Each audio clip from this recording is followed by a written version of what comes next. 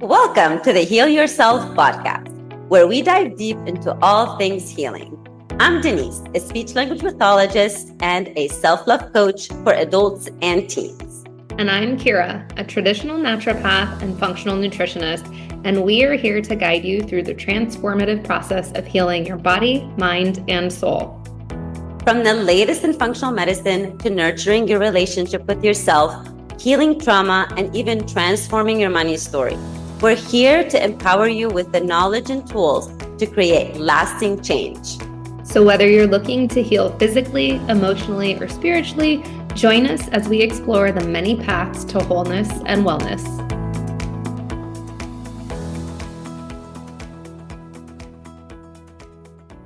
Hello, everyone, and welcome back to another episode of the podcast.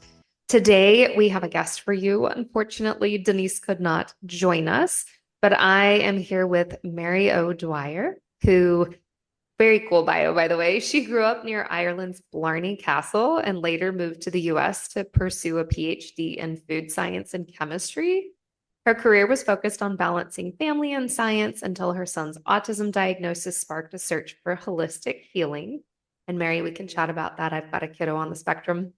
And that journey transformed her, reconnecting her to her own divine potential. And now she's the founder of the Breath of New Life, helping women release pain and finding lasting relief through breathwork and spiritual growth. Thank you for being here, Mary. Oh, thank you for having me, Kira. It's wonderful. Yeah. Let's start. Tell us a little bit about your story. I mean, however you want to dive into that.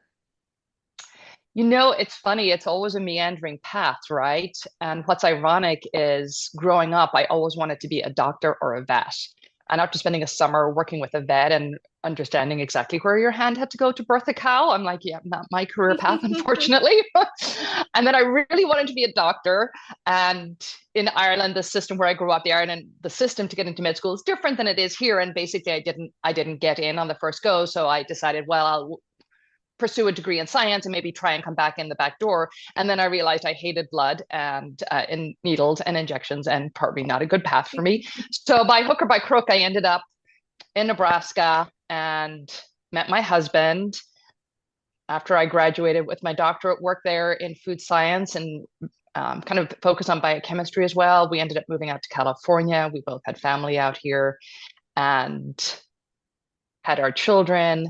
And as soon as our second child was born, we kind of began to realize, his older brother never did that. And the penny started to drop, and he got a diagnosis with autism.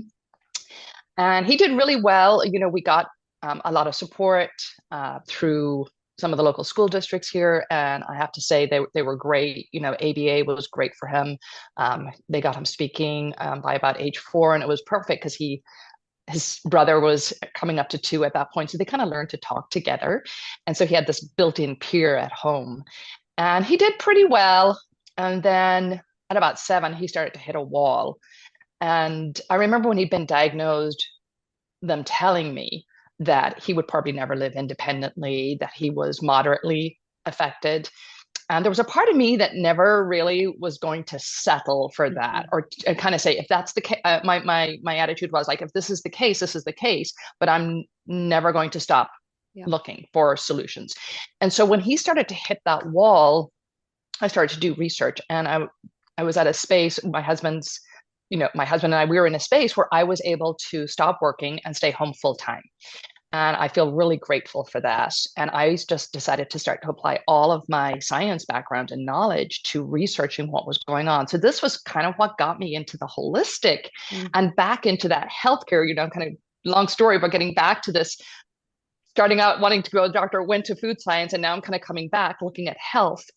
And I've always been a really clean eater because I grew up in a home where my mom cooked everything from scratch. She grew up in the country on a farm.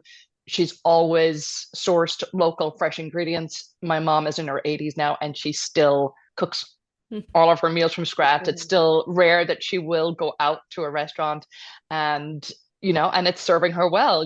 She and my dad are both still in great health. So it wasn't difficult for me to choose to eat well, but I had fallen into some of the traps of feeding my kids some of the standard American diet, right? Yeah. The chicken nuggets, the macaroni and cheese, the stuff that they were, that they wanted or that my husband grew up with and that he, wanted to feed them. And I began to realize how detrimental that was. So that I started to work with him, started researching all sorts of alternative protocols and met with doctors. And I started to see real shifts in my son. And so then I went on and became a health coach. Years later, 5 or 6 years later, when he was kind of stabilized, I became a health coach. I went into personal training. And as I was transitioning into that, around the same time, I discovered breath work. And all I can remember, like on this flyer, was like peace and joy. And the workshop was $25. And I'm like, peace and joy for $25? That sounds a lot, because I had everything the world told me I should have. And yet inside, I was feeling worn out. I was feeling unfulfilled. I put all of this time and effort and energy into my son. We had the financial resources to support him. I had the intelligence and the background in science to be able to navigate all of that. My husband and I had a good relationship. And yet, why was I feeling so empty? So this peace and joy really struck me, and breath work was a life changer. My first session was just a game changer for me. And as I continued in the health coaching and personal training, I was simultaneously exploring breath work and becoming a facilitator. I was learning about essential oils. I was learning about meditation. I was learning about energy work and how we can work with Reiki energy and mindset, and how we can clear all of that and resolve all of these conditionings and patterns. And about 2017, I began to realize that as much impact and importance there is to taking care of your physical health through movement and eating well, that was no longer my calling. And I had to go into breath work. And so I started my first company, Mary's Blue Door, in 2017. And that then transitioned into the Breath of New Life in 2022. And here we are 10 years later. And it's been a journey. It's been a journey. And I'm still healing people, but now coming from a completely different angle than what I thought it was going to look like. And yet I still recognize that I had that calling to help people from a very young age, and never expected it to look like this. And I'm really grateful that it did. Yeah, I love that. And I think so many of us get into the space thinking this is what we're going to do, because my first degree was in holistic nutrition. And I thought, I'm just going to help with prenatal nutrition. And I'm doing nothing like that right now. And it's beautiful. And I think it's wonderful that we live in a time where we can change, where we can start with something, a foundation, because that points, and nobody can ever take away our education. So for me, everything I've learned in every step, even if I'm not using it directly, there's no such thing as a wasted education, because that knowledge has brought something to me, an experience, a person.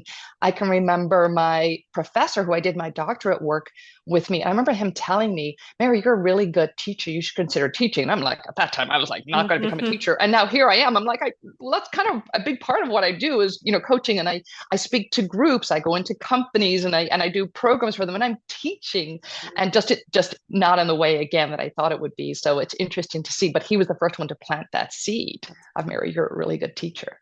Yeah. Well, let's talk about breathwork a little bit. We've got a variety of listeners, from people who are like, I don't know what breathwork is, to those who've been, doing it for years. Let's just start with the basics. We're all breathing. Is that breathwork? Like what is breathwork? So there's 3 types of breathwork is the way I like to explain it.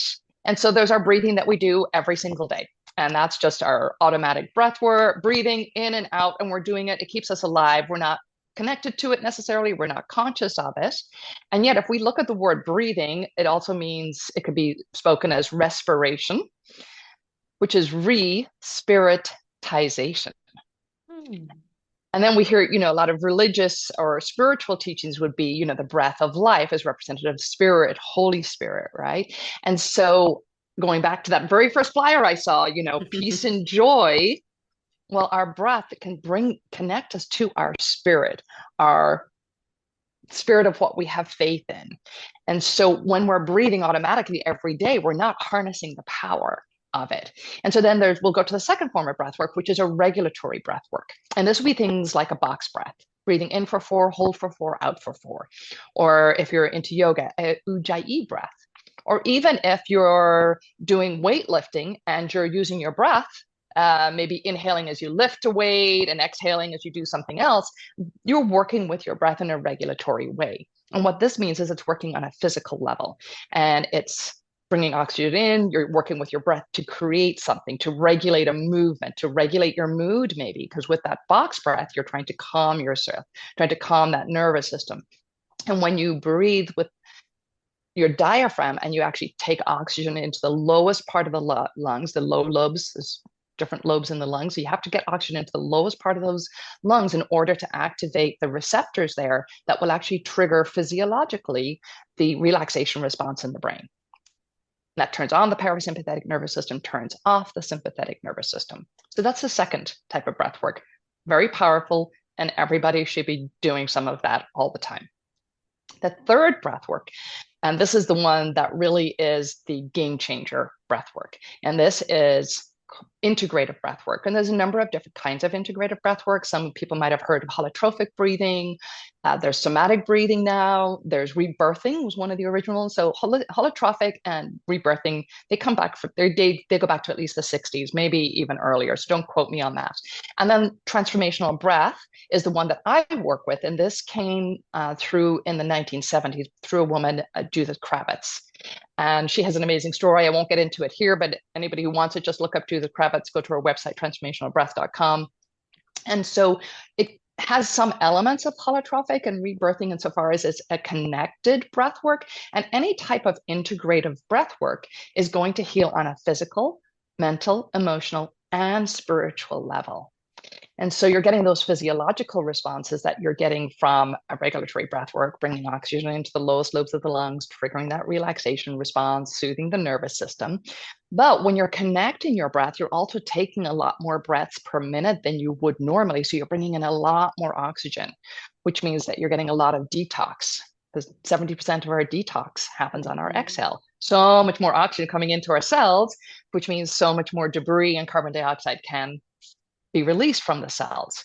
When you're breathing with your diaphragm, you also are moving the abdominal organs. And this creates a peristaltic type massage, which is moving the gut-associated lymph, which is the largest part of our lymphatic system.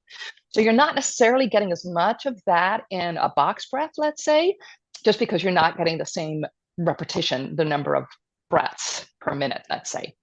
But you're really getting that in an integrative, connected breath work. And then because you're breathing in a connected way, you get into a little bit of an altered state. And when we get into this altered state with the breath, you're bringing in this really high vibration of the breath, and it's acting like an energy that's coming in. And my metaphor for this is if you were to heat up water on the stove for lasagna or for spaghetti, you have to turn on that flame, right? I have a gas, or your heat source. I've gas. Yeah. So you turn on your heat source, and you have to keep that heat source on in order for the water to boil. And so in breath work, when you keep that breath coming in and without any pauses, it's like keeping the flame on, so to speak, or keeping that heat source on. And so that water, the energy is going to build in the water. So that happens in our bodies. The energy is building. And as we create this high energy or high vibration, high frequency in the body, it can activate some of the heavier energies we are holding on to, which is the things that we have been repressing and suppressing. The old emotions, all those times that we held our breath, I don't want to deal with that. We stop those emotions in their tracks when we hold our breath as a way to manage them. But if we don't process them, they get stuck in our body, much like we can store stress. Everyone can recognize we store stress, generally speaking, in the shoulders, right, the neck. We store everything that we don't process. And so when we get into a connective breath, like transformational breath, you can activate or stimulate some of those old emotions and release them. And it's much like having a big, huge cry afterwards. You feel so much lighter, right? Because you've released all that energy. Or, if a deadline has passed, you're like, oh my gosh, I feel such a relief. Like that burden has been lifted, right? Well, you get to feel that in a breath session without having to cry for 2 hours or without having to stress to get to that deadline. But you get to have that release. And you also get to access some of the beliefs that we have, because we all have a lot of beliefs. Yeah. We've inherited some of them. We've heard some of them. The classic one is that story. Are you familiar with the story about the lady who was cooking the pot roast? And her No. daughter, she's teaching her daughter. This is a great one. This is an example of a belief that we have that's not necessarily a harmful belief, but something that's a belief that we adhere to, but we don't understand why. And once we let it go, it changes everything. So this woman was teaching her 10-year-old how to cook a roast. And she's like, well, you get the roast and you cut off both ends. And the little girl goes, well, why do we cut off both ends? And the mom goes, actually, I don't know. Let me call my mom. So she calls her mom. And the mom goes, I don't know. That was just the way my mother always did it. So they called the great grandmother. And the great grandmother goes, oh, yeah, my pan was too small. I always had to cut the ends off. I did hear that one. I did. But this is an example of some of the beliefs that are taking up real estate in our. There's no harm in cutting the ends off of the thing, but it's an example of something that we do, and we all have beliefs like it has to be this way. And if someone comes in and tells us no, don't do it that way, we get all upset and like, no, it has to be done this way because it's been done this way for whatever. So it's just kind of a silly story to represent how many things are in our brain that we're just not aware of. And so we get to clear some of that without arguing with the belief, right?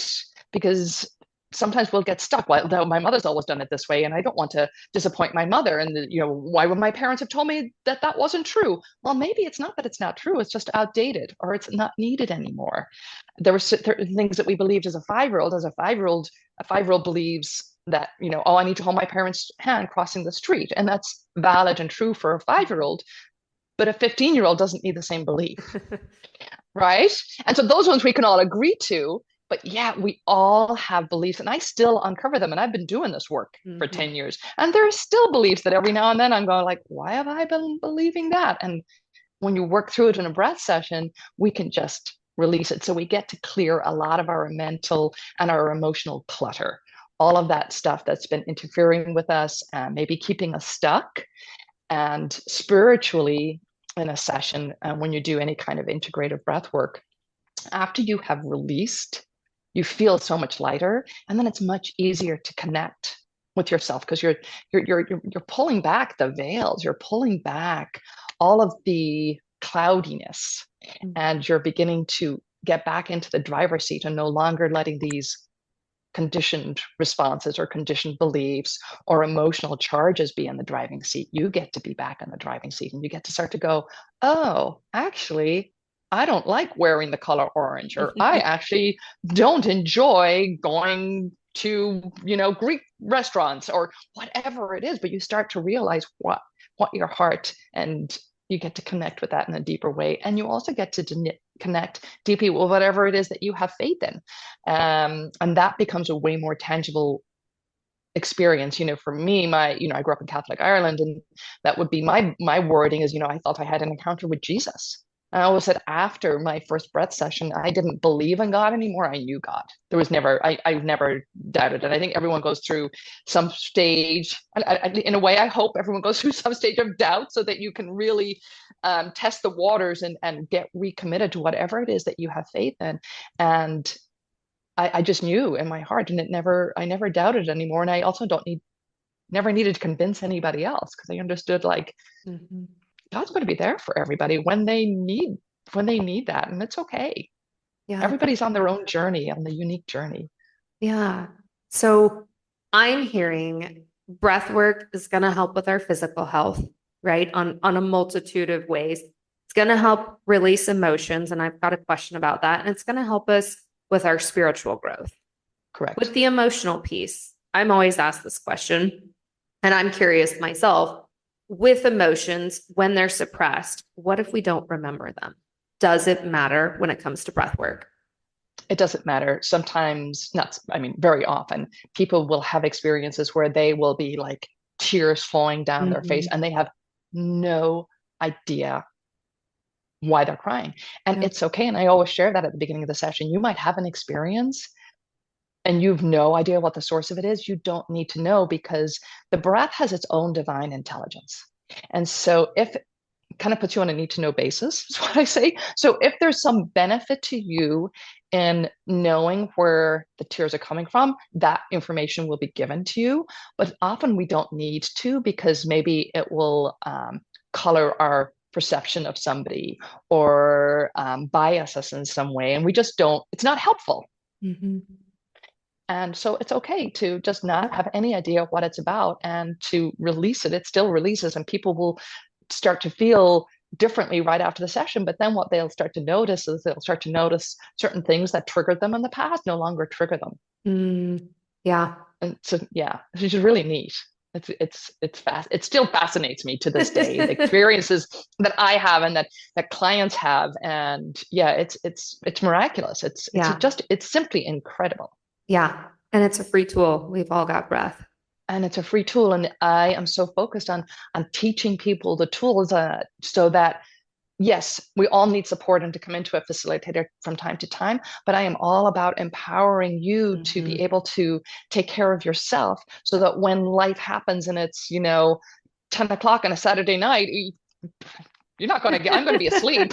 Yeah. Yeah, I'm not going to be there for you. You need to be able to know your tools so that you can talk yourself off a ledge. You can get your body back into a feeling of safety and stability. And then, yes, come and get support when you need it, but not as a go-to. Yeah. I mean, I'm always saying that too. I tell my clients, if you need me for life, there's a problem. I want you to have the tools and the resources to go out and be your own best self-healer. And there's a Exactly. multitude of tools available out there. Yeah. You, Yeah. I love to fire my clients. yes. Yes. And that's a whole other conversation. But I think, unfortunately, there is a piece of the industry where it's like, well, just keep working with me for years on end. You need it. I'm like, I don't buy that. I really don't think that people do. There's seasons of life where you need to come see us, but the healing comes from within. It doesn't come from us. Exactly. You need to learn the tools. And once you've learned the Mhm. tools, and sometimes we forget our tools and life happens and we need to Yep. come back and get a refresher course, of course.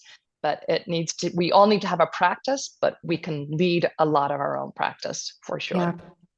So what about someone that's brand new to breath work and I'm just going to use, because I'm sure a lot of our listeners, extremely stressed out, dysregulated nervous systems, don't know how to calm down, highly anxious. Where do you start with breath work with that? So I start very simply by Mhm. having people just lay on their tummy and breathe. Because when you lay on your tummy, you put a little bit of pressure on the diaphragm, and that actually activates or stimulates the diaphragm, which eliminates any need to think, am I doing it right? Am I taking a deep breath? It will actually force you to take a diaphragmatic breath so that you are going to get more oxygen into the lower lobes of the lungs to start that physiological response where we calm ourselves down, turn off the fight or flight.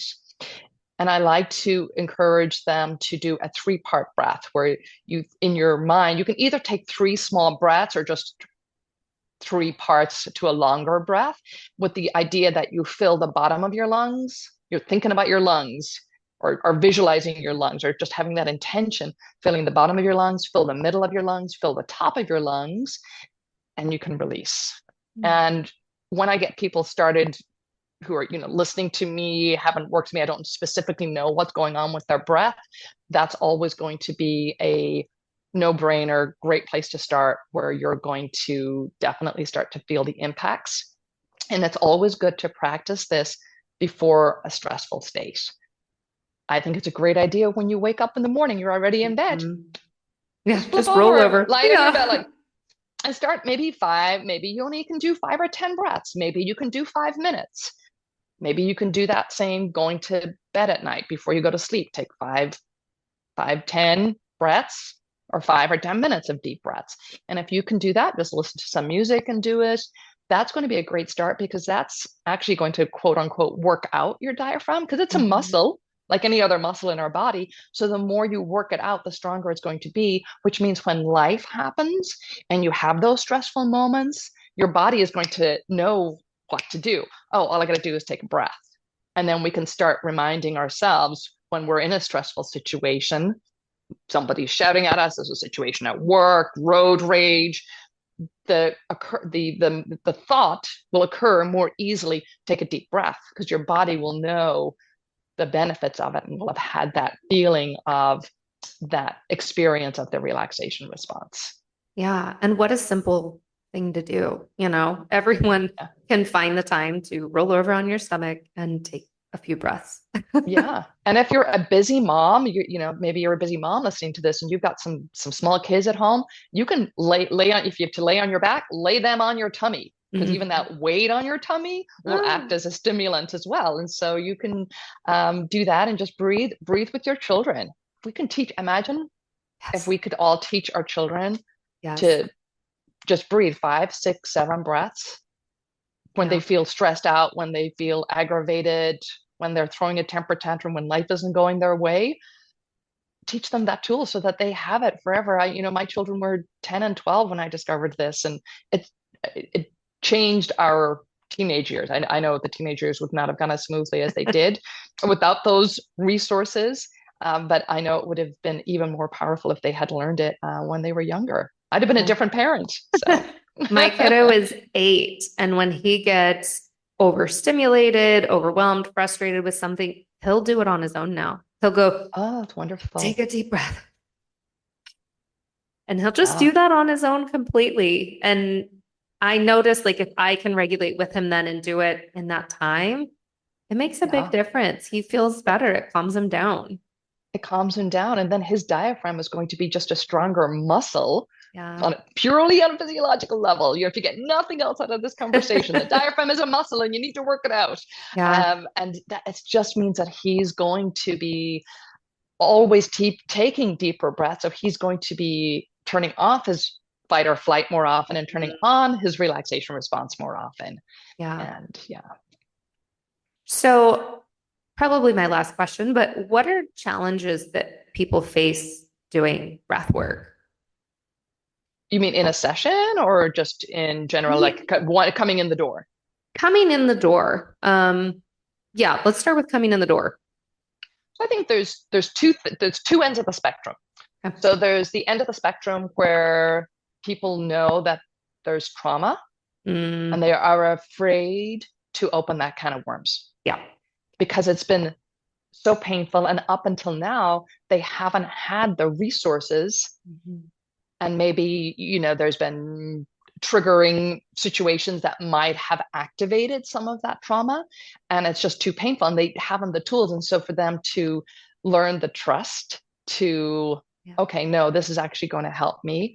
I always try and ensure my clients, I've worked with thousands of people, you are never going to do or experience anything I haven't experienced or that I haven't held space for a client to move through. I think that's the fear that people will have. They will just get into a spiral and not be able to come out. And that's not what breath work. You actually resolve emotions often in 2 to 3 minutes. Sometimes if it's something really deep, we might need, it might take a little longer, 10 minutes, we might be sitting in a soup or something, but you're supported and you move through it. And the other end of the spectrum is people that just haven't made the connection between the fact that how well you breathe and how well you feel is deeply connected to how well you're breathing. Yeah. And they're maybe very heady. And, this is, exhibit A over here, very heady when I came to this. How can this breath work, bring me peace and joy? But when you can start to realize, that your breath is deeply connected to how well you feel, then you can get the buy-in and then people start to trust it. So that would be so there's trust on different ends, trust that you won't spiral. And then the trust on the other end is like, no, there really is a connection. And, I think so many people have been raised, and I'm talking about my generation, 50s, 60s or older, even some people in their 40s, raised with this idea, no, you just stay strong, you stay stoic, you suck those suckers in. And what we don't realize is how much energy we're extending on holding it together. And when we can free these emotions and resolve them and integrate them, we free up so much energy. And then we have energy to travel. We have energy to get up in the morning. We have energy to think. We suddenly get more focused, and it's incredible. Yeah. It's just incredible. Yeah, no, I think that was a beautiful explanation, because that's the thing. People are going to have fears going into breath work. And so that's helpful to know for them too. Like, you're going to be supported. You're going to be able to work through it. And breath is huge. I don't talk about it to the extent that you do. Obviously, I'm not a breathwork facilitator, but even with my clients, we do an optimal breathing assessment and I show them like, look, if you're taking 20 breaths per minute all the time throughout your day, you're constantly in fight or flight. We need to take those deeper breaths. It needs to go into your diaphragm. All of that. So that connection to health is no joke, guys.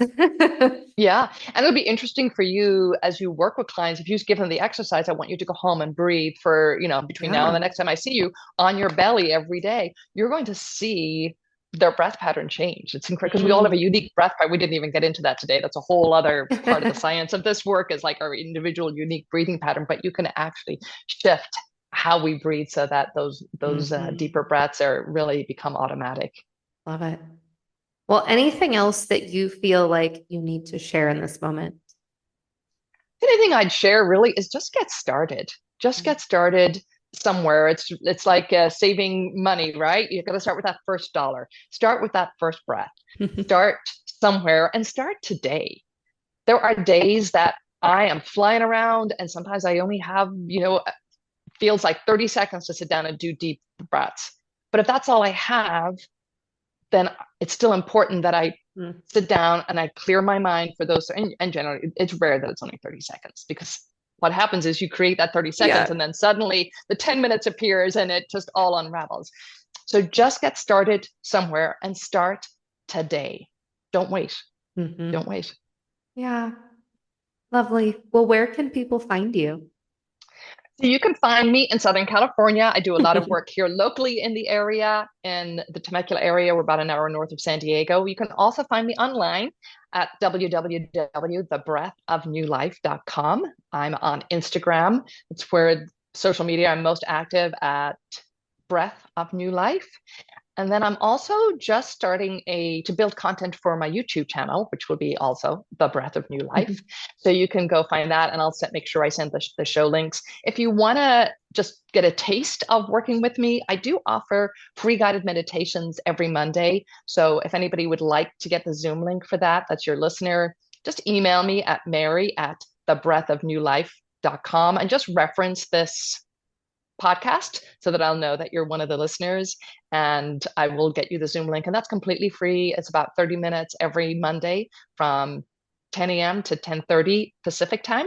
And they will also be added to my YouTube channel over time as well. Oh, I love that. What a value you're giving everyone. Awesome. Well, we will add everything to the show notes. Thank you so much, Mary. This was great. And we'll see you guys on the next episode.